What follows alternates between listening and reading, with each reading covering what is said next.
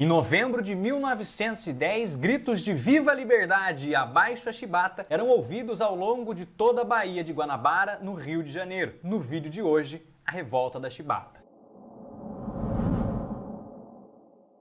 Antes de ir para o conteúdo de hoje, é importante pedir para que você, que ainda não é inscrito, que se inscreva no canal, pois isso contribui muito para o nosso trabalho. E que se você ainda não deu aquele tapa no joinha, senta a mão ali no joinha, porque assim você mostra para o YouTube que esse conteúdo é um conteúdo relevante e que merece ser compartilhado para mais pessoas que tenham interesse nesse tipo de conteúdo. Sem falar, é claro, que assim você contribui para o crescimento do nosso canal. Antes de nós falarmos sobre a Revolta da Chibata especificamente, é importante nós contextualizarmos ali como era o Brasil no começo do século XX, em 1910, o ano em que eclodiu a chamada Revolta da Chibata. Em 1910, a República dava os seus primeiros passos. Havia sido proclamada no dia 15 de novembro de 1889, um ano após o longo e lento processo que levaria ao fim da escravidão no Brasil através da assinatura da Lei Áurea, no dia 13 de maio. Conteúdo que nós inclusive já abordamos no canal. Dessa forma, mesmo com o fim da monarquia e da abolição da escravidão, a República herdou a desigualdade e o preconceito racial construídos ao longo de séculos de regime escravocrata no Brasil. A discriminação racial estaria presente, inclusive, na organização hierárquica da Marinha, onde a maior parte dos marinheiros de baixa patente eram negros e submetidos a péssimas condições de trabalho, além de estarem submetidos frequentemente a castigos físicos, a sessões de açoite, as chamadas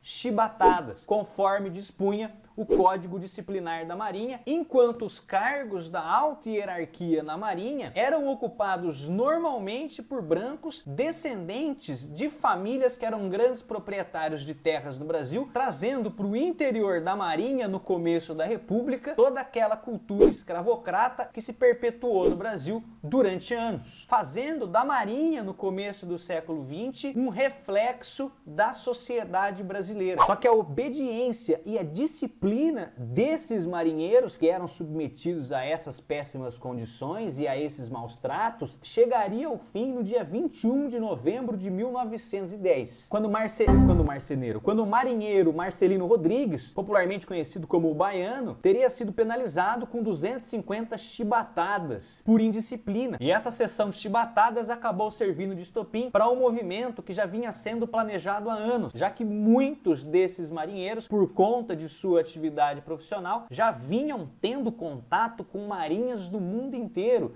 e já vinham comparando as diferentes realidades e os diferentes tratamentos dados aos marinheiros brasileiros. A Revolta da Chibata, como ficou conhecido esse motim no interior da Marinha, durou 6 longos dias e envolveu aproximadamente 2.300 marinheiros, com uma expressiva participação da população negra. Os revoltosos assumiram o controle de 4 embarcações de guerra do Brasil, dentre elas os encouraçados Minas Gerais e São Paulo, que eram, no período, os encouraçados mais modernos que o Brasil tinha. E liderados por João Cândido Felisberto, um marinheiro negro e que era filho de pais que haviam sido escravizados, os revoltosos exigiram do governo, que na época era chefiado pelo presidente Hermes da Fonseca, melhores condições de trabalho na Marinha, o fim dos castigos físicos e a anistia aos envolvidos no movimento. E caso contrário, caso as exigências não fossem atendidas, que eles iriam então